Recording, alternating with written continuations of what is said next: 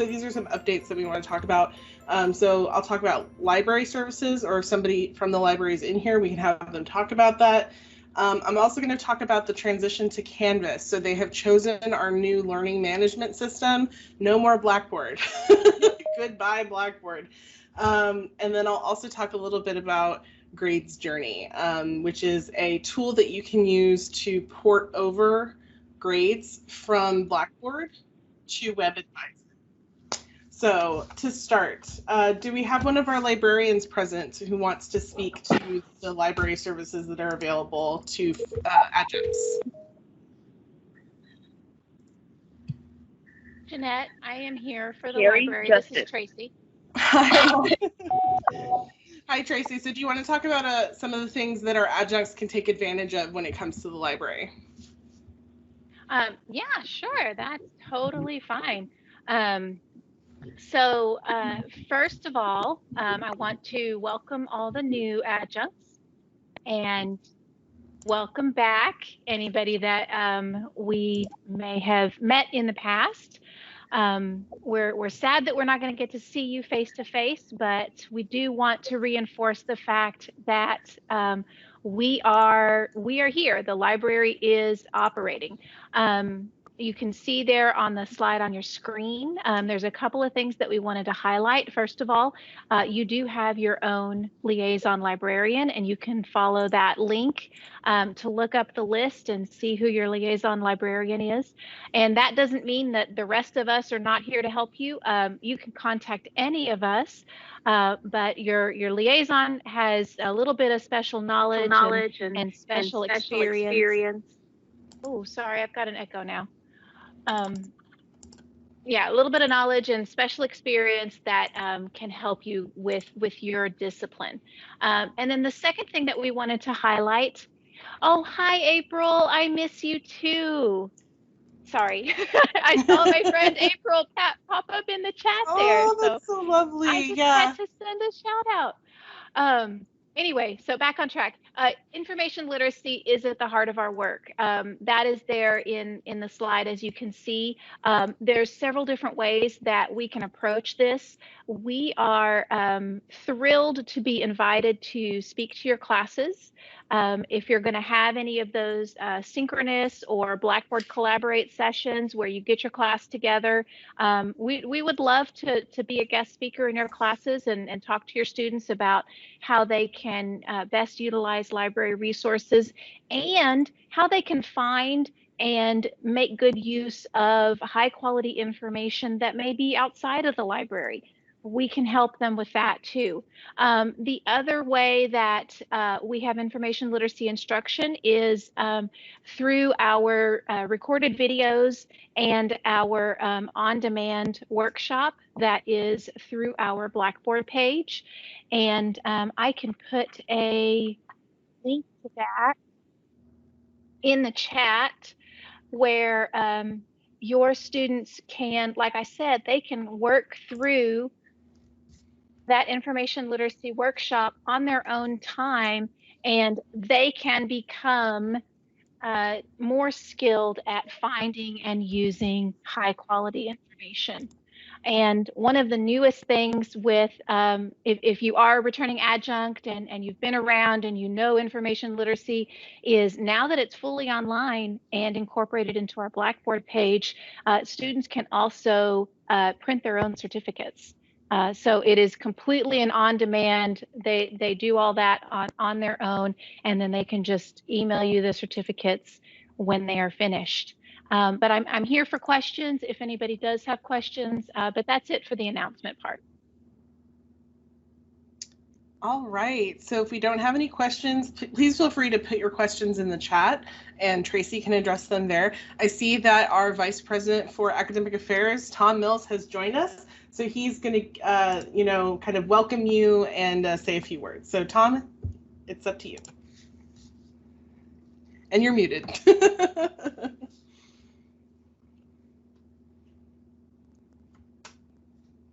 Tom, we still can't hear you. Sorry.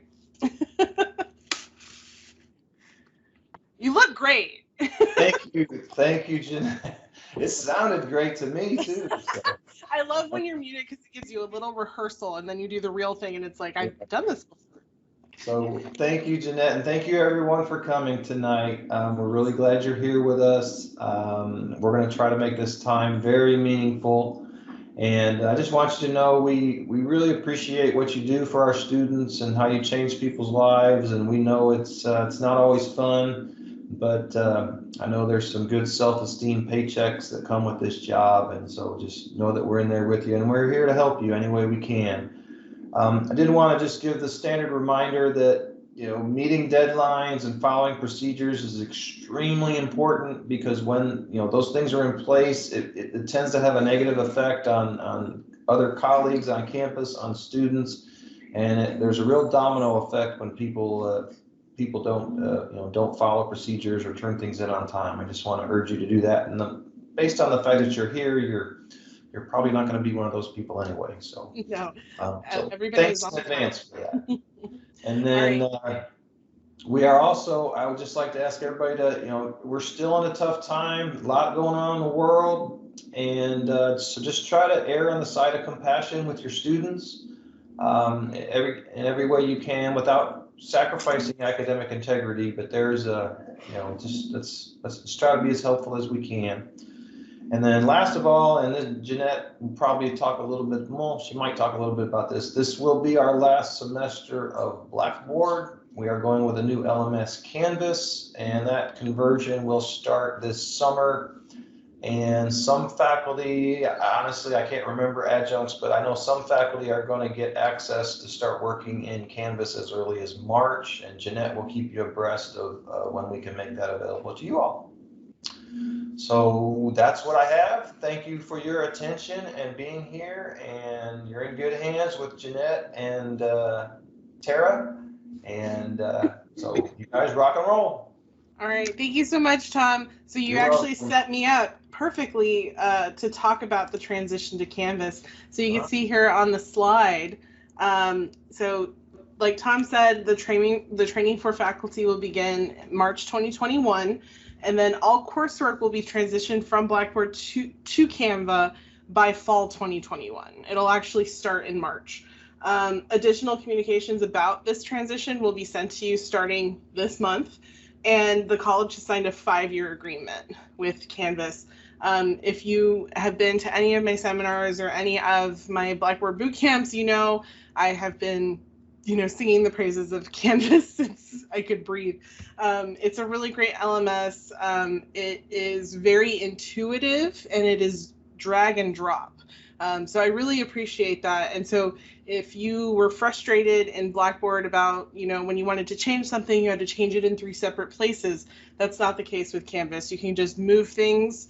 You don't have to go in and hit a menu and do all of that stuff. You could just click, drag, and then move it, and boom, it's in a different module. So I really do appreciate that, and I think you guys are going to appreciate its ease of use as well. So I love timelines, so I put one together, and these are the things that you should expect to see when it comes to the Canvas transition. So starting in February, that's when they're going to be training information technology administrators and faculty who will serve as faculty trainers. So we will have faculty on the campus who have been trained in Canvas who can serve as a faculty trainer. Starting in March, faculty will get access to Canvas, and they will also get access to training. And then the big part of that training is going to be the Canvas training array, which is going to be created by our interactive learning environments principal, and it's going to become available to you in March. So that's going to contain things like on-demand training for Canvas. It's going to, contain one-on-one training, videos, all of that kind of thing, so you can start to train yourself in this new LMS before summer, essentially. So starting in May, that's going to be the Canvas soft launch. So all summer sections will be in Canvas at that time. In June, students will get access to Canvas, because that's when their classes are going to start, is that first summer session. And then in July, it's bye-bye Blackboard. So the teaching in Blackboard will end. We will no longer teach in Blackboard, and then teaching in Canvas will be the standard moving forward. And then August is when it's the official launch. So we'll have a soft launch this summer where you'll receive training and you'll get to know the system and all of that.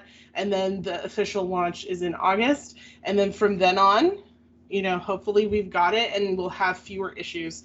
But I'm really excited about this because I think it's going to be so beneficial for you as instructors. A lot of the technical issues that we had with Blackboard, it was just not a good use of teaching time. So this LMS is really going to give you time back to do the important work of teaching students and engaging with students, and you're not going to have to deal with a lot of technical upsets, hopefully. I mean, we all have to deal with it one time or another, but I think overall it's much more intuitive and it's much more it's much easier to use than Blackboard. So I, for one, cannot wait. Okay, so I want to talk really quickly about Grades Journey. So Grades Journey is a tool that you can use to port over your grades from from Blackboard into WebAdvisor.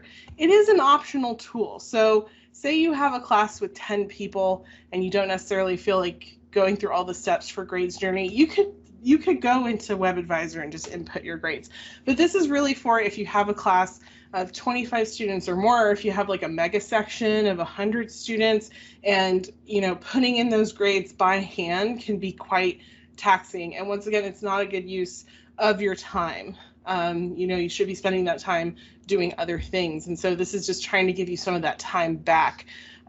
So with this, I'm going to go very quickly over the instructions of how to complete this, because there are two ways to do it. And I'm also going to drop a link in the chat to these instructions, which are underneath in the description of a YouTube video that I've made outlining this process. So for those of you who have a grading scale that goes up to 100, so you have, you know, 0 to 100, 100 being an A, and then gradations in between, what you'll do is in your full gradebook, you need to go in and hit Manage and then select Grading Schema. So the grading schema determines what number equals what grade in your gradebook. So what you need to do is click in there and make sure that certain grades that fall between certain percentages will equal a certain grade. And this is usually what it'll look like. 90 to 100 is an A, 80 and to less than a 90 is a B, etc. I know some divisions or departments have a grading schema that you're required to use. So if you do have a grading schema that you're required to use, go ahead and use that one instead of using this one. So once you set up that grading schema, you want to go find that column that has the final average of your students' grades, and you want to make sure that you edit the column information and change the display type to letter. This is just so that Grades Journey can recognize it. Okay, this is the letter grade that I need to move from here to WebAdvisor.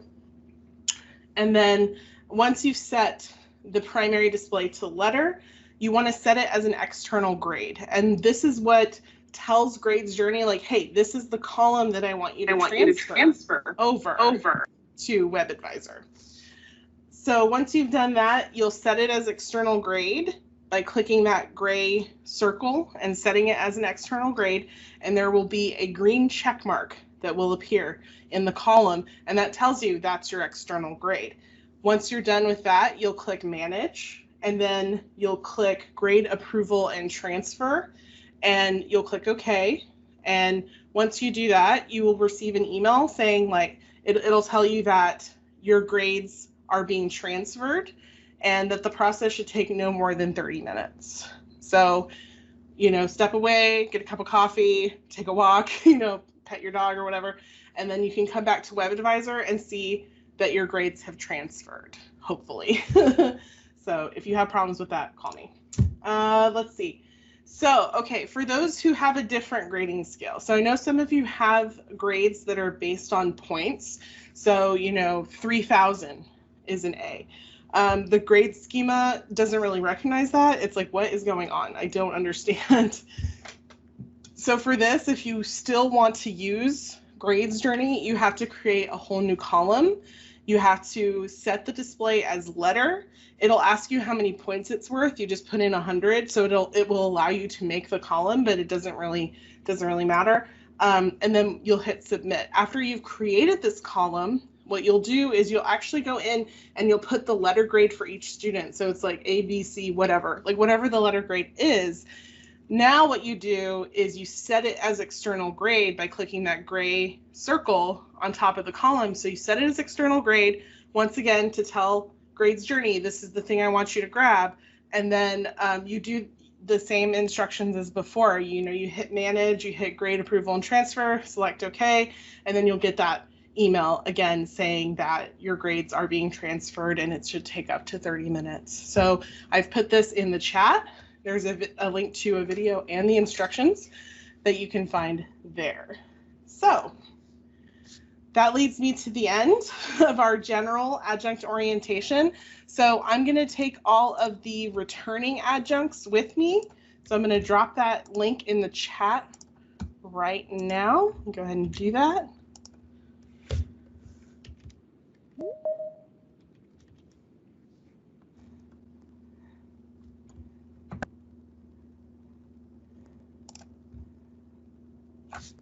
Okay. So go ahead and click that link and it will take you to our meeting for returning adjuncts. All new adjuncts will stay here, and Tara is going to give you an orientation based on your needs as a new adjunct. So I will go ahead and see you guys there. I will see you all in a bit. So thank you so much.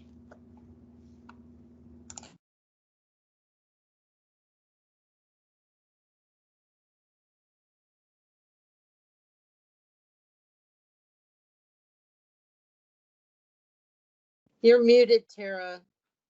Sure am. Thank you. I sure am. Thanks for letting me know. We're going to wait just a couple minutes for all the new folks to transition, or I'm sorry, for the old folks to transition to Jeanette's returning adjunct session, and then we'll get started here in just a few minutes. So we just exit this one and then we go back and enter the other one. Right. Yeah, absolutely. Okay. I know it's a little confusing, but there is a link over in the chat that Jeanette posted. Okay. Good question. Thank you. Hi, Erin. Hey, Tara. I'm not sure if I should be here or in the other one because I've never officially taught an outside class outside of dual credit. Do you think I should be in here or in Jeanette? No, I will bore you to tears. Okay, you need great. to go with Jeanette. I'll miss you terribly. Okay, me too. Bye-bye. Bye, Erin. Bye. I don't, does anybody hear me? Yes. I don't see, I think I'm in the returning adjuncts, whatever, but I don't see any chat thing to click on. So let me share my screen with you, and I'll see if you can see something similar. So at the top, oh, where'd I go? Sometimes sharing is challenging. Let me see. Okay. So you probably have a screen that looks something like this, and there is a chat bubble right here where it says hide conversation in the upper right-hand column. If you click that chat bubble, you should see a few comments, and one of them is with the fabulous Will Ferrell with a little link, a little bit.ly link, and you can click on that, and that'll take you to the returning session. Okay. Okay. I think. And if I see you disappear, then I know that you made it. Okay. Well, I guess I got to get up there. Okay.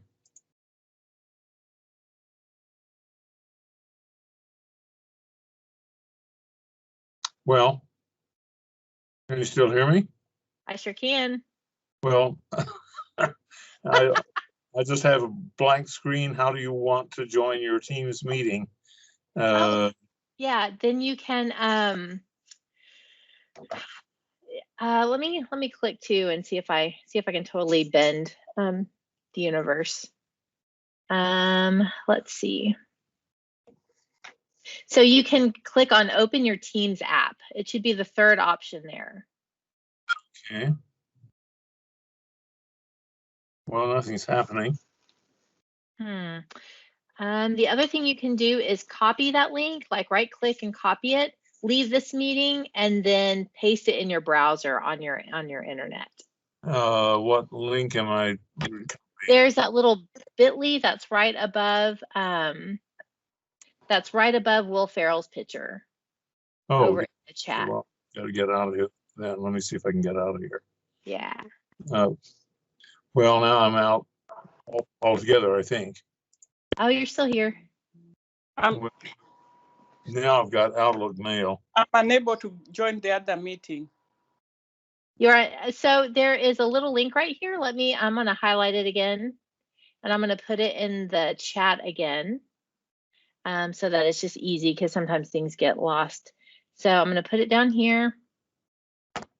And then if you right click on that link, this little bit.ly, right click on that, and then go to your Windows browser and then paste it in your Windows browser. It'll ask you 3 options, and one of them is to open either in your browser or in your app. Well, I'm sorry, but all that I'm joining using my phone, so I'm not getting all those options. All I have is Outlook Mail. Here's a reminder. Join the meeting. If you hit your Alt tab, if you're click on Alt and then just click on your tab button while you have Alt held down, it should, if you look at your screen, it should take you through the different apps that you have open. There. Oh, okay. Well, I would never have known that. Yeah. Okay. Nobody. It's one of those things that we should have all been told a long time ago. Now this is so I'm going up to the Ferrell link. Is that right? Yes. Well, I don't see it now. And I just put it lower down in the chat. So if you scroll down to the bottom, it'll be it's the little bit.ly. There it is, right there. Yeah. So copy that, paste it in your browser, and it should. Oh dear, wait a minute. Get you over there. Go out there again. Wait a minute. Okay, just copy that. Yeah, and then put it in your browser. And you see what I'm doing? No, I'm having faith. Yeah, okay, copy link. Okay, now put it in the, how do I get out of this screen? You can hold down that Alt and then click Tab again until you get to your internet browser. I'm sure you have one open. Okay. If you're anything like me, you have 900 tabs open. Okay. Oh, I believe that's it. Okay. But now I'm back to my blank screen. How do you want to join the meetings? Yeah. What's that third block say? Open your Teams app. Yeah. Of course, your app's already open. Nothing's happening. Go ahead and leave, and then click that, link. Okay, now we're so hold down your Alt tab and then click. Hold down your Alt button and hit your tab a couple of times. Okay. Oh, that's a good idea, Marcia. That was your suggestion last time. Let me see. Can you help, Marcia? Just click leave. Yeah. And then it'll close this app, and then you should just be able to click on that. Oh, I think you made it. It's like crossing over to the other side. All right, so the folks that are left here should be brand new adjunct faculty. Do we have that? Is anybody here returning?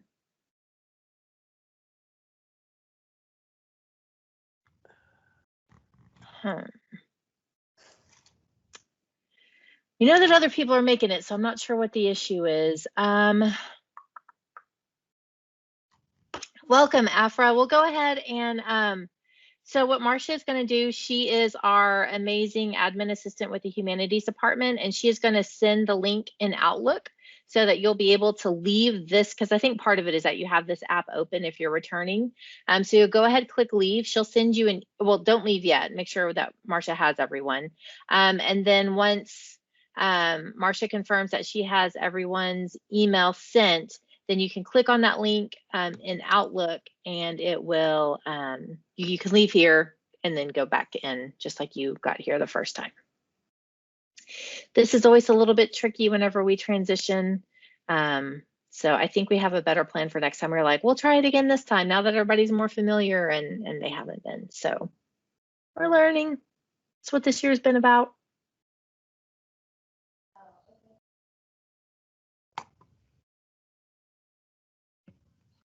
And then Marcia, just let us know whenever you got those emails out. Thank you so much.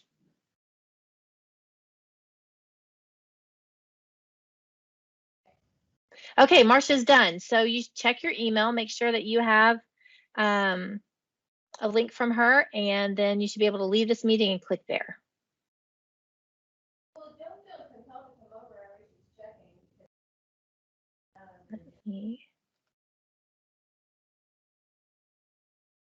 I'm just going through and checking to see. It looks like we have a lot of people that are on hold, which is whenever you go from one meeting to another, so that's good. It's a positive sign. Okay, we're going to go ahead and get started with our new adjunct faculty information. I'm going to go ahead and stop sharing my screen from that, and then I'll jump over to this new faculty onboarding. We're so glad you're here. My name is Tara Furman. I'm the Director of Academic Affairs, and I'm so glad to have you with us. I see a handful of familiar faces. Either I've seen your name come through, or like with Suzanne, I've worked with her a little bit on some of her ophthalmic program. And so it's good to see new and old faces. I am going to go ahead and put this PowerPoint presentation, a link to it in the chat, so that you can have access to it. And Donald, I saw you in here. There is a link if you scroll up in the chat just a little bit to the returning one. We had a split, and I think it was just right before you hopped on the call. So there is a little bit.ly link at 6:22. If you want to click on that, you can move over to the other meeting. All right, so as we get, can you hear me now? Yes. Where did you say you wanted me to go to? I'm sorry, I apologize. There is another link for adjunct orientation. It's in the chat. Thank you, Bobby. Bobby just posted it down here at the bottom. Okay. I don't know what I do without y'all. Donald, I also sent it to your email in Outlook. Okay, all righty. Sorry about that. No worries, no worries. We know it's a little confusing. We'll make it better next time, I promise. We've tried it twice this way, and so now we know it doesn't work. Okay. So we have a lot of information to cover, and it's going to feel a little overwhelming. That's why I went ahead and put the adjunct orientation. I called it the pandemic edition of this presentation in the chat, so that you have links as we go along. We have a lot of live links that are embedded in this, and so I think it'll be really helpful as you're working through and just kind of learning things. And so the purpose of this orientation is just to kind of go over the basics, the meat and potatoes of what it is to work at TCC, to be an adjunct. So this isn't going to get into any kind of pedagogy or anything like that. I'm trying to get this to pop up on the screen in front of me so I can see a little bit better. All right. So a couple of topics that we're going to cover. Bobby or Marcia, if y'all plan to stick around and you want to monitor the chat, that would be really helpful because I'm not able to see anymore. So we're going to cover communication and access, academic procedures, academic calendar, teaching and grading. So again, really basic stuff. We have some links in here so that you can get a little bit more involved in pedagogy and learning Blackboard for the next 6 months, 5 months before we jump off into Canvas. So, and then a little bit of this is truncated because we're not necessarily on campus. So a few helpful tools just on the front end. We have Web Advisor. And so what's really important about Web Advisor is that it's kind of the end user experience of our student records. And so that's where all of your records will be kept as far as attendance and those kinds of things. I'm going through and trying to mute. I hear sound, so I'm trying to mute someone.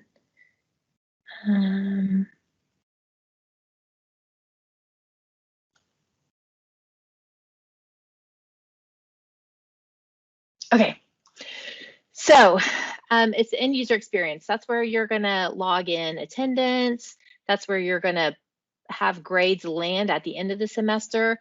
There's also my TCC Blackboard. We use those terms interchangeably because that is where that's kind of like your virtual classroom, and so you'll live there on a regular basis, and it'll feel a little bit more common to you than Web Advisor. I added Inside TCC on here because that is TCC's internal communication tool. So think about it like our intranet, even though we don't necessarily refer to it as that. But you'll find a lot of forms there. You'll find a lot of news. And that kind of information. So it's really helpful. Colleague is our student and employment records database. You won't really have any interaction with Colleague. Your tool to access Colleague is Web Advisor. And then lastly, here we are in Microsoft Teams. This has been a tool that we've grown really reliant on. We use it a lot, especially on the staff side. Faculty use it more for meetings and those kinds of things with your departments and whatnot. So I find the standalone app to be the best way to use Teams.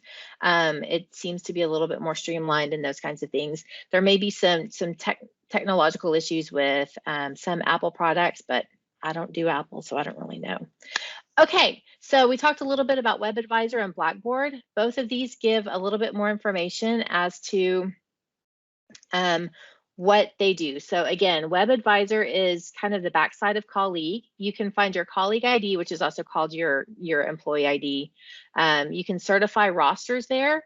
Roster certification is kind of is our way of telling the state, hey, these are officially the students that we have in class this semester. And so that roster certification is really important. We'll talk about it in a little bit too.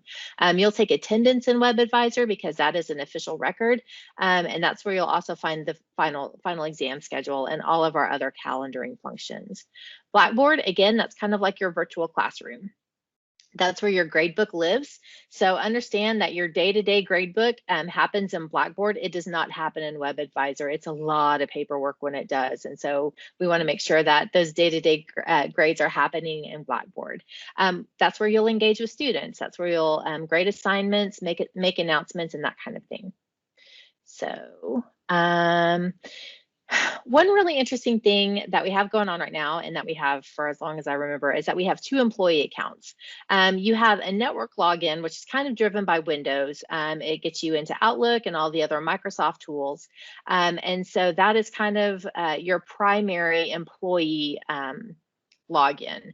And so you'll use that for your Outlook email. That's the way that faculty and staff communicate.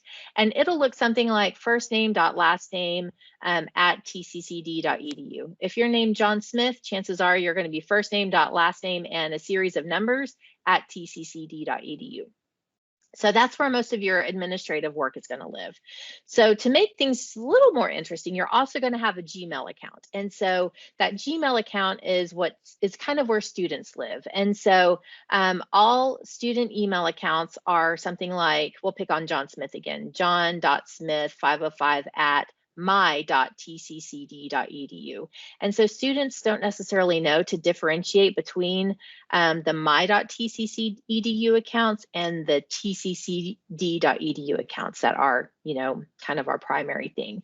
And so one of the things that I have in here later on is how you can sync those up so that you don't neglect one email account over another. And so that's just kind of one of those cultural things that you learn to embrace over time. If you have questions at any point, please put them in the chat. I don't want any of y'all to feel like, oh, I have all these questions, or if I talk too fast, let me know, because I don't want y'all to get too lost. Here's your pro tip. So again, in the PowerPoint presentation, click on that link and it'll walk you through how to sync your Gmail account to your Outlook account. So good, helpful information there. If you didn't know, TCC is a huge organization. And so part of that is just kind of knowing how to navigate the organizational chart, which is available by clicking on this link. We also have org charts available in Microsoft Teams. And then also we have a faculty and staff directory in Web Advisor. And so click on either of those 2 live links, or if you're just in Microsoft Teams, you can At the top in the chat function, you can search for someone's name, and then you can see where they land in the org chart. That's really helpful, especially when you're new to this really big organization and you're trying to figure out how to direct your questions. If you're not certain of how to direct your questions, you can always reach out to Jeanette Laredo. You can also reach out to me. You can also reach out to the admin assistants in your area, and they will always do their best to help get you the information that you need. All right, so that's kind of the broad strokes of the technology that we work in, the different kinds of accounts that we have. It's a lot. So now this is kind of semantics, and this is especially weird to talk about, especially if you're not coming to campus because you're teaching, you know, like in a general education course, or maybe you're teaching clinicals and you don't have a need to come to campus very often. So we do want all faculty members and staff members to attain photo identification. We do have a copy center on the first floor of our East Fork building in the main campus at Trinity River. Right now their hours are from 9 to 3, I think it's 9 to 3:30, Monday through Thursday. And so they're very, very shortened right now. Once we get back to whatever normal will be in the future, they'll be back to being open, I think 7:30 a.m. to 7 p.m. Monday through Thursday, and then some hours on Friday and Saturday as well. So as TCC is taking a really strong stand on keeping traffic to a minimum right now on campus until COVID kind of gets under some idea of control. And so, you know, this isn't a 911 scenario. You know, you might want your discount at half price books or something like that. But I think they'll take a check stub. I'm not entirely certain. So there's some things that you can work with. But whenever you do get that ID made, you will need a picture ID and your colleague ID number, which is available in WebAdvisor. Once you get the photo ID, it is a landscape ID. You'll also get you'll also have the opportunity to get an access badge and a name tag. And so that is something that your admin assistant can help get through an iService. They have to have the picture on file before they can actually get the access badge processed. Hold on 1 second. Okay. Parking permits, again, not really an issue right now, but whenever we get back to life as normal, we do have a police department on the main campus. It's the 3rd floor. They're open from 8 to 5, Monday through Friday. Right now, they will be open. You will be able to get parking permits from business services after 5. They're free for faculty, staff, and students. And it does require your colleague ID number, your driver's license, and your license plate number. The good news is that our parking permits are good for 3 years, so that's helpful. Parking permits, again, we are on the main campus under normal circumstances. Employees park on 5, 6, and 7 in the parking garage. The idea is that we tend to be on campus, at least full-time employees, for longer swaths of time during the day. And so they kind of like the busier traffic down below. And then we're up on 5, 6, and 7. If you are teaching over at Trek, over with our health professions programs, you can park anywhere in the yellow line spaces. Those are reserved for you. Now, if those yellow line spaces are full, then you are able to park in other parking as you can find it. All right, academic procedure. Do you have any questions? Y'all are very quiet. I usually have a couple of chatty people. Anyone? Okay. All right. So academic procedures. TCC is governed by 3 key governing organizations.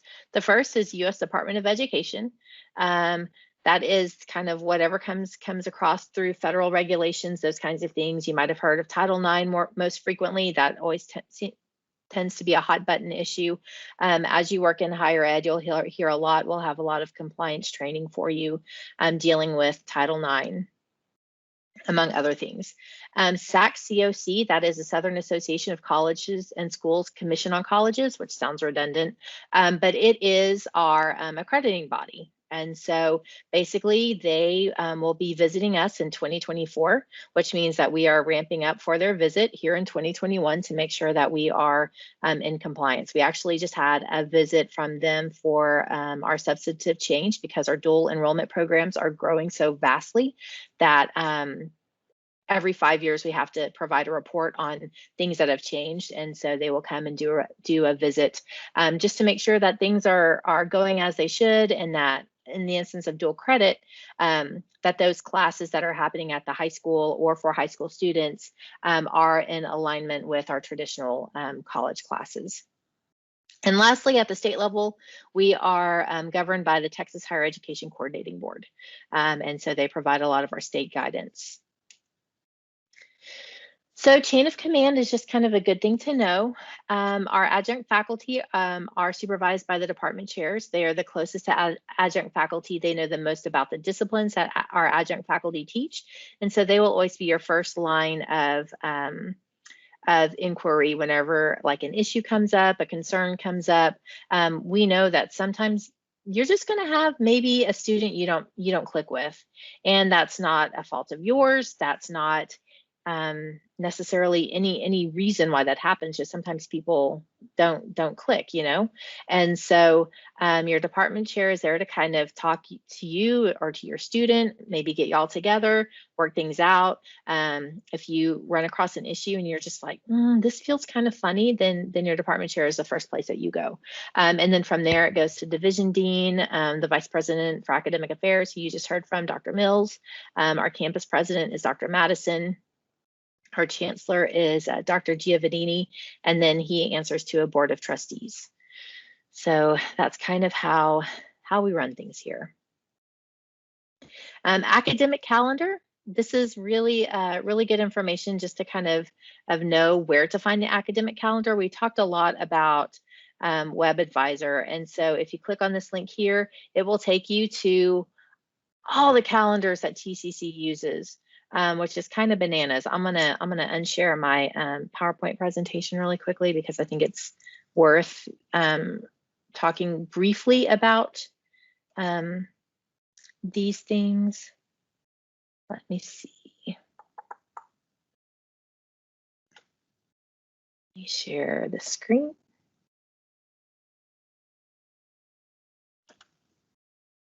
Okay. So as you'll notice, which makes me a little bit anxious, is that we don't have a 2021-2022 academic year calendar ready yet. I'm ready for those dates. I need them. But hold on one second. Somebody's got a live mic. Hold on. Somebody's got a live mic. Live mic. Adrian. All right. Okay, so here is our thing of calendars. So right now we don't have dates beyond 2021, but you can go ahead and click on this 2020-2021 academic year calendar and just kind of see that as we go into the spring 2021 semester, we'll be starting classes officially on January 19th for the 16-week session. And so you'll find all the really important dates for all of our 16-week classes. This official date of record or census date is a really important date just to know. That's when we certify our rosters. That's how we get funding from the state for those 16-week courses. So really important information. There's also some tuition refund information here. The final exam schedules posted. And so that's just kind of a repository for all of the good information that, that we have. Hopefully we'll get those other calendars up soon for the upcoming year, just so that we can start planning what life will look like at that point. Let me unshare that and get back to.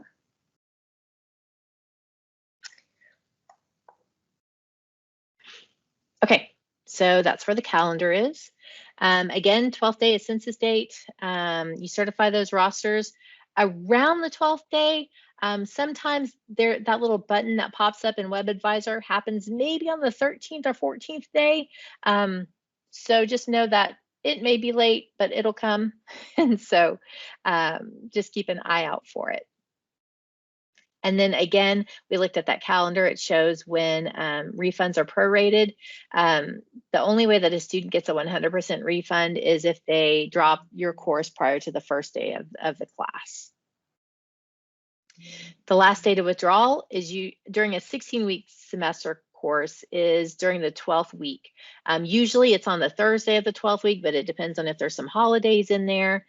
So again, calendars are really important. The difference between a withdrawal and an F is really important on a student's transcript. We want to make sure that if they, if they are really struggling in your class and you think that there's not a way for them to be safe, then maybe encouraging them to withdraw or to talk to academic advising about what their choices are is really a good idea. Hold on a second.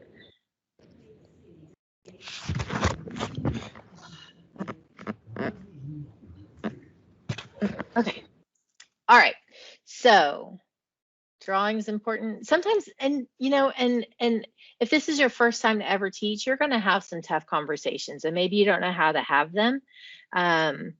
But I find that just kind of asking a student how things are going, usually if they're stinking up a semester, they know it.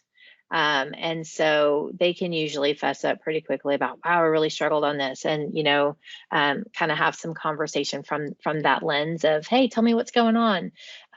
Usually works really well. So teaching, that's what we're all here for, right? So we talked a little bit about Blackboard. If you've never been in Blackboard, this is kind of what it'll look like. You'll see a ton of my TCC resources are all right here. So #not anymore is a Title IX training. All of your students can evaluate your courses by clicking on this link. That's really important to do usually around the 12th week of the semester, 3/4 of the way in. They've usually had a pretty good idea of how you've taught. You've had a really good idea of how they're performing. So that's really helpful, especially if you, want to find ways to improve on what you've done. That's really a good way to do it. Course catalog is here. So if you're curious about some of the programs we have, that's another resource. This area looks the same for students as it does for faculty and staff. You can access Web Advisor on here as well. It's down here at the bottom. So if you don't want to just type in everything all the time and you want this to be your landing page, you can certainly do that. But Blackboard, again, is available at my.tccd.edu. Dr. Laredo, who we heard from in the beginning, has a ton of really helpful videos. So again, this PowerPoint is dropped in the chat. So you can click on that link there and it'll take you to her library. I think she has about 10 or 12 videos that go from her entire boot camp, where she kind of helps you build a class from beginning to end. That would be kind of an asynchronous delivery. So you don't necessarily get the check-ins and those kinds of things, but you do get the information. She talks about how to set up a grade book, maybe how to do your first day, how to do a really engaging syllabus. There's a lot of really good information that kind of starts from really foundational pieces. So again, in Web Advisor, I know we talked about Blackboard really quickly. Once you get in there and kind of play around and get classes built, there's just a lot to learn. And so it's not really conducive to learn here. You can find your colleague ID under the employee menu. Again, go ahead and memorize that. Anytime you need to make copies, either at a copy machine or in the copy center, you'll need that. And you'll also just need it anytime you have a help desk ticket or those kinds of things if technology's given you a challenge. The faculty and staff directory we mentioned earlier is available here. You also have a personal information form in Web Advisor whenever you log in under the employee menu. And so that's where you'll put your office hours. That's where you outline how you want to be contacted. For me, I'm a pretty, I like to separate work and home. And so I totally understand people who do that. And so if you say, hey, these are the hours that I'm available, and this is how you can reach me, or this is how frequently I'll check my email, those kinds of things, just to kind of help students know how to gauge your interactions. That can also be in your syllabus so that they have information there, but having it on the website can also be really helpful. I highlighted a couple things here in WebAdvisor. Your schedule and your ICR down here at the bottom. An ICR is another term for syllabus. The ICR is kind of like the district mandated version. So sometimes it's a little bit of easier iteration of your syllabus, but it is a state requirement. House Bill 2504 from 2011 required that we have all syllabus information and your faculty vita information within 3 clicks of the homepage. And so students can access that information in WebAdvisor. And your vita, you only really have to do once unless you go back to school and get another degree or you publish a lot. And there it basically asks, where did you go to school? What have you published? And what have you presented at conference? I think those are the 3 things. And so it's easy breezy. You'll do it your first semester and then revisit it as you do awesome things. But otherwise, that's a one and done. And then your ICR is something that you do regularly. You'll also certify your rosters on your actual role. Again, a button will pop up around your 12th class day so that you can do that. You'll maintain your attendance in WebAdvisor, and then you'll submit final grades for the semester in WebAdvisor using Grades Journey, ideally. Students use WebAdvisor so that they can see their class schedule, they can look at unofficial transcripts and financial aid information. So for students, it's also a really powerful tool. They have an entirely different menu that is very busy. There's tons of links, and so it is a lot to look at. And then faculty professional development is also on this menu. It's kind of down below instructional links, and it's called Learn Center. And once you go into Learn Center, there are tons and tons of opportunities for all kinds of online learning and workshops that are in real time. And so it's just a great resource, and I want to make sure that y'all know that it is there in WebAdvisor. Course rosters. Let me see if we have anything in the chat that's bubbled up that needs attention.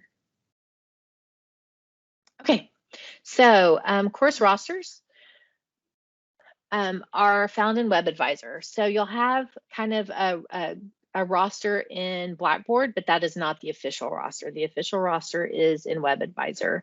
And so they should always align with what's in Blackboard. Sometimes it does take an overnight upload. So like if a student drops or adds, it will take over midnight before it pops up and refreshes in Blackboard. But WebAdvisor is real time. So there should never be any kind of a lag on your roster in WebAdvisor. Faculty are responsible for monitoring and ensuring their rosters match both in WebAdvisor and Blackboard. And if it's been more than 24 hours and WebAdvisor and Blackboard don't seem to be talking to each other, then please contact the help desk and they can help you out there. Course rosters. This is kind of one of those things where I think sometimes faculty think, you know, it'll work out. A student doesn't show up on your roster the first day and they say, oh, you know, I just added this class. And then the next time you meet, they don't show up. And then the next time you meet, their name doesn't show up, but they're still showing up. That's a problem, because what can happen is that student can take your entire class and never show up on your roster, but you just kind of keep, you know, I'm helping them out, you know, taking grades and that kind of stuff, but not logging them in to Blackboard because you don't have a place to log them into. What happens basically is that student didn't pay tuition and won't get a grade because they were never in the class to begin with. So it's really important that if a student keeps showing up to your class, that you take them down to the registrar's office or appoint them, refer them in whichever environment that we're in to the registrar's office for assistance. And they can usually get them straightened out pretty quickly. Alternately, we also have instances where a student, and especially in wintermester, I just had 2 this week, where a student was on an instructor's roll, never showed up. They didn't realize that they had, the way that our registration system is weird, they thought that they had registered for a spring semester class and they registered for wintermester. And so they never showed up. They never clicked on the class. They never did any kind of activity. And so we're able to back that up. But it's some work because it's a grade change, and then it's some work in the registrar's office. And so it takes some time for all that to kind of process and get done. And so If you have a student who has not attended your class at all by census date, please mark on your roster that they did not attend. And so there's actually a column on your roster that will say did not attend, and please mark them there. In addition, you have the ability, and it's not anywhere in this presentation, but faculty have the ability to drop students as they see fit. It's not required. You don't have to do it. Anytime a student has missed more than 15% of the course. And so we have some faculty who are like 15.1% done, they get them out of the class. And we have other faculty who are like, it's the student's responsibility to go ahead and drop these classes. So again, it's your call. We know that you are professionals and that sometimes those decisions can be hard to make. Again, talk to your department chair. They can provide good information. Jeanette can provide good information. I am happy to help talk through those instances too.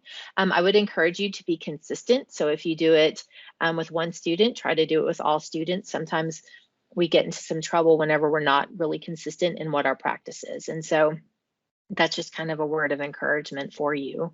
So yeah, and again, that's one of those weird things where it's just a lot of paperwork to try and clean up and just weird time spent doing things. So let's talk about your syllabus. Your syllabus is so important, even if students don't realize it. Eventually they will. I know they will.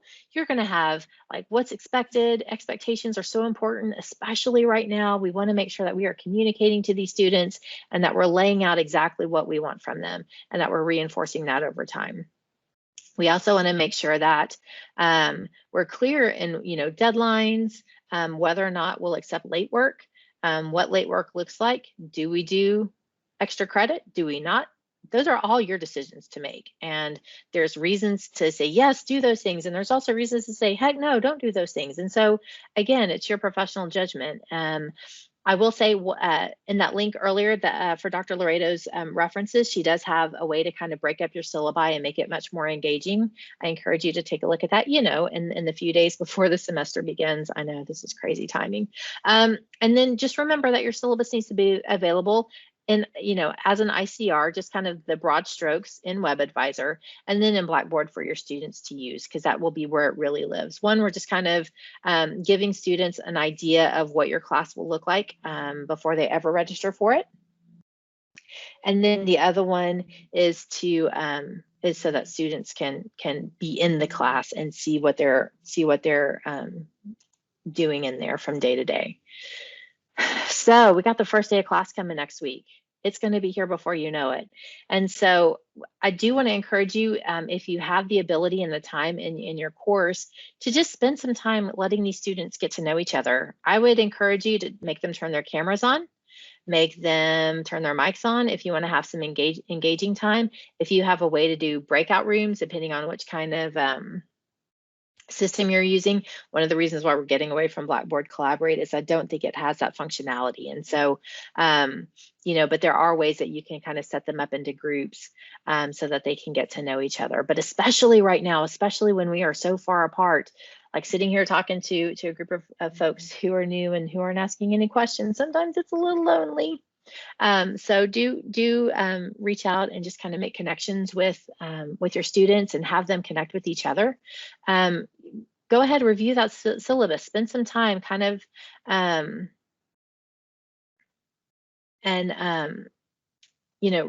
spend some time reviewing the syllabus, spend some time having them ask questions. Maybe there's something that doesn't seem really clear and that can help them engage.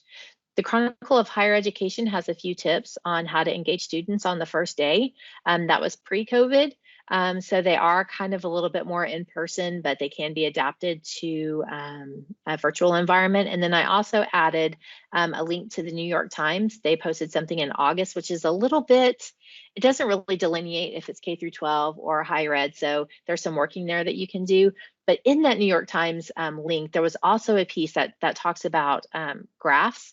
So like how to interpret this graph. And some of them dealt with economics, some of them dealt with healthcare, some of them dealt with political science.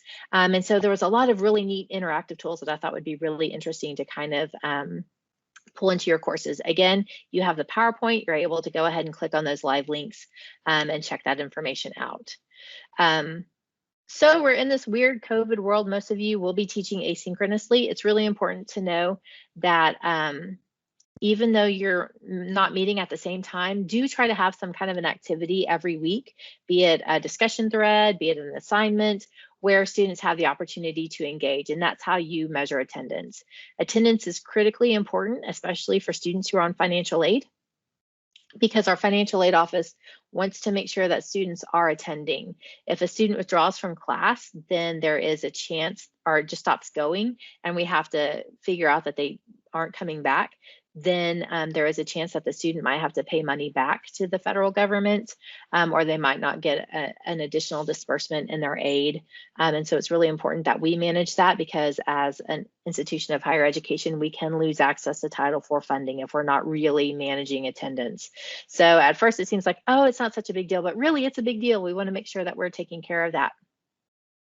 And then just make sure that if they're ever requested, that you're able to provide access to administration. Every once in a while, we'll get a request for a legal inquiry, and so we have to be able to respond to those as well. Final exams. We do require that there's some kind of a final assessment for all courses during the scheduled final exam period. I wouldn't encourage you to have a 5-page essay during final exams, because you're putting yourself in a real big pickle to grade something that is pretty monstrous during that period. So maybe you assign essays throughout the semester, and then for that final exam, you do some kind of a summary. Easy, still important, but easy for you to grade, because we want to make sure that we're all well at the end of the semester and that students are okay. So don't feel like it has to be this big, huge thing. It certainly can. Maybe you have cumulative final, it's multiple choice, or it's short answer or something like that. You can certainly do that as well. But I think faculty have this perception that they have to do something crazy at the end of the semester, some big stakes thing, and it doesn't have to be that way. We do have a final exam schedule that, if you're teaching asynchronously, is kind of a moot point. But if you are teaching in a synchronous environment, do follow the TCC website for when those meeting dates and times are. If you're in healthcare professions, it's always a little bit different. So work with your assistant dean or your area coordinator or something like that for those items. If you are teaching a synchronous course and you really have to deviate, please talk with your dean and vice president of academic affairs. We go through a lot of work to make sure that classes don't conflict. And so any change to that could be pretty tremendous hiccup for students. And then whenever you are setting up your final exams in asynchronous courses, which is courses that don't meet at a regular time, then those can be administered for a period of days. So you might have a window open for like 3 or 4 days where students can come and test and leave. That window that they can test might be an hour or an hour and a half, but they have several days from, of a window that they can choose to do that. Any questions? None? All right, so grading. Make sure that you keep accurate grades and up-to-date grade books. This says, return work no later than 2 weeks from when it was due. I encourage a week, just so that students can have the opportunity to kind of ingest the feedback that you provided and try harder. But sometimes life happens, and so that's not necessarily a hard and fast rule, but it is something to kind of strive towards. 2 weeks is, I think, pretty gracious. And do let your students know kind of what your turnaround time is, so that you're managing their expectations. You want to make sure that you're clear on your expectations, and they need to know kind of where their boundaries are too. Also organize a gradebook so that someone other than the instructor can see how your grade is calculated. Hopefully nobody has to bust out an abacus or some crazy kind of calculation to figure out what your grading structure was, because we do need to keep those grades for up to 5 years. So you'll need to keep a downloaded copy And then you'll also want to make sure that your department chair or your divisional dean has them for at least, has a copy of it that they have access to for at least 5 years. There's, it happens probably more than one would think, that we have a student who comes back after 2 semesters or 3 semesters and they're like, I took that class and I don't think my grade was right. And so that gives us an opportunity to go back and review. Final grades. Currently, we just added an extra couple of days for final grades to be submitted. And so right now they need to be submitted to WebAdvisor by faculty prior to 12 noon on the Monday following the last day of the semester. The last day of the semester is always on a Wednesday. Thursday's kind of like a makeup day. We encourage as much as possible to get grades in by Friday, just because, we're all kind of pushing towards that finish line for the semester. And if you're able to get it wrapped up and we're able to make sure everything's wrapped up, then that following Monday is kind of a day that everybody can just kind of take a breather. And no need to wait until noon on Monday. If you're done, if your final exam was on Monday of final exam week and you're able to wrap those grades up and get them posted, do it. I mean, work towards that deadline. It's great. And then again, grades journey, we talked about it a little bit. You might not know that you have dual credit students in your class, because we do have instances where they kind of mix and mingle. So if you just use Grades Journey as a practice and follow Jeanette's really good instructions on the video that's linked here, it'll show you how to take both alpha and numeric grades from Blackboard into Colleague, really. Students will only ever see that alpha grade in WebAdvisor, but Colleague, which is kind of the system that works behind WebAdvisor, will keep that numeric grade. And so that helps us with those special populations. In my other responsibilities right now, we're chasing down grades for ISDs, and it's tiring, I'm not gonna lie. So sometimes you have a student who has pushed and they've done a really good job all semester, and they get to about week 13, week 14, and something happens. Maybe they were in an accident, a parent got sick, heaven forbid they got COVID, but they did really, really good up until that point, usually around an 80% or something like that. You can absolutely give them an incomplete. And so what that means is that they have, if it happened in the spring semester or the summer semester, they have until October 1st to get that work done and change their incomplete to the grade that they earned. If they took an incomplete in fall semester, then they have until February 15th of the spring semester to get those grades in. Now, it's really important that students understand that if they take an incomplete and they don't do the work, it converts to an F. No questions asked, it just goes there. And again, that's a lot of paperwork if these students don't do what they need to do. So again, they're absolutely permissible, but do make sure that students are dedicated to getting the work done, because it's work for you too. And then I put a link here that's in Inside TCC so that you can get access to that incomplete grade request form. Sometimes grade changes happen too. It's been a long day and, you're just kind of keying information in and 94 becomes a 49. And so maybe that is a final exam score. It, really has an effect on a student's grade. Just know that there is a form that you can fill out. It requires a little bit of justification, and it'll go up through your chairs, dean, and the vice president of academic affairs. Again, that form is also available on Inside TCC. That link will take you there. Whew, that was a lot of information, huh? We have Jeanette Laredo, Dr. Laredo, who did our opening session. She is kind of the guru of all things Blackboard. She knows a lot about WebAdvisor. She knows a lot about a lot of things, and she does a fantastic job of setting up training sessions. This is her contact information. My name's Tara Furman. I'm also available to answer any questions that you have, as well as your department chair and your admin assistants for those departments. I have one last request. This is our link for Adjunct Orientation. I'm going to go ahead and grab this and put it in the chat so that y'all can take just a few minutes and complete this link I appreciate your attention. I know this has been a really long day. And I think that we've covered a lot of good stuff. What questions do you have? Hello, Tara. This is Afra. Hi, Afra.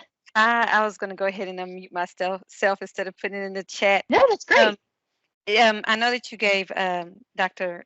Laredo's information at the end, and we have access to the PowerPoint. But what after you say I've looked at all the videos and with Blackboard, is there any one-on-one where I can call somebody or email somebody and they actually assist me? We do a Teams and I can share my screen, and okay, so that is Jeanette, yeah. Okay, good. That's good to know. Yeah, she's fantastic. And also, I guess I missed it when you were going through the web advisor. Where was the calendar again? I couldn't. Sure. Okay. Let me share that screen. Let me see what screen am I sharing at the moment. Let me just do this. Okay. So in Web Advisor, it's super busy. Like there is so much going on. And so you ask a really good question. Let me I'm going to pull up just the basic page. Let me get it shared. Because it's busy. Okay. So here is the main Web Advisor page. You have your login information up here. Don't worry about that. You don't need it. You can just go here to the master calendar. You don't need to log in. Once you log in, it's hard to get back to it. You'll just click there on the master calendar, and then the 2020-2021 academic year calendar is pretty helpful. These other ones are also helpful. I usually take these important dates flyer for whatever semester I'm in, print that off and hang it somewhere where I can see it. That's just like a good static thing to look at. It doesn't require you to scroll. It's super helpful.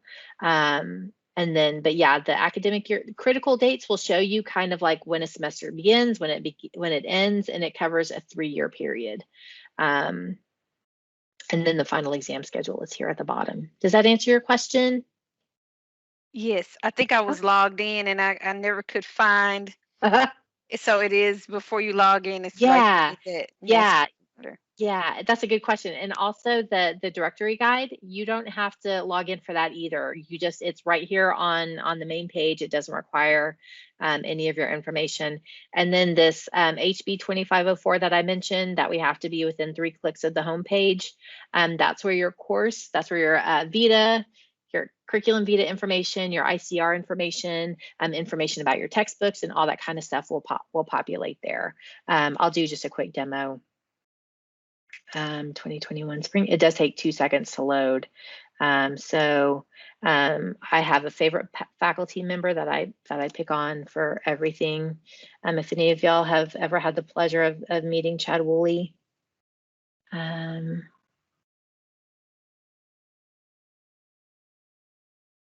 And so here you can see the courses that he's teaching with the section numbers, the title of the course.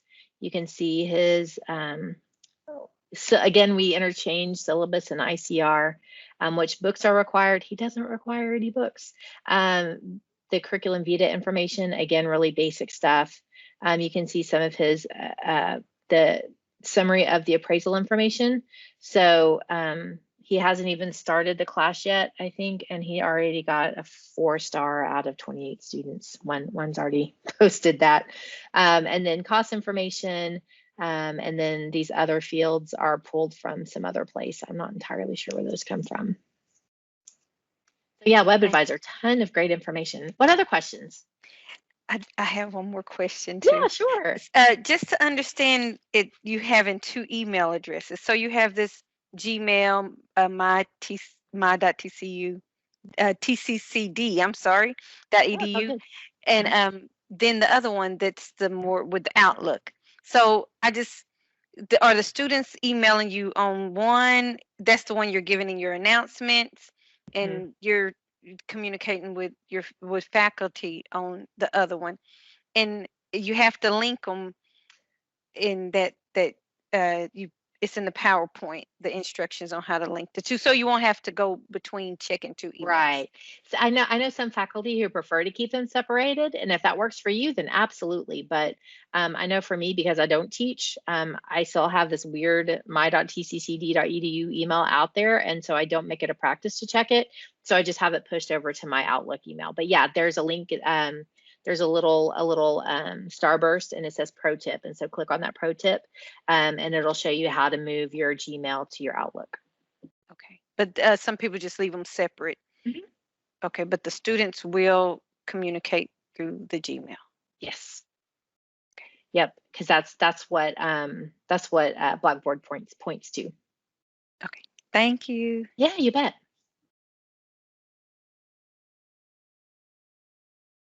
What other questions do we have? Those were good questions, Afra. All right, guys. If there's no other questions, I'll hang out for a few minutes. Feel free to go ahead, complete that chat. Thank you so much for spending time. I know I dropped a lot of information in a really quick time period. Feel free to spend some time going through the PowerPoint as you kind of progress through the semester. Just keep it handy, and give either Jeanette or me a shout, or your department chair, any of us. We're happy to help. Your admin assistant, we have no shortage of good folks here who can jump in. Otherwise, y'all are free to go and have a great evening.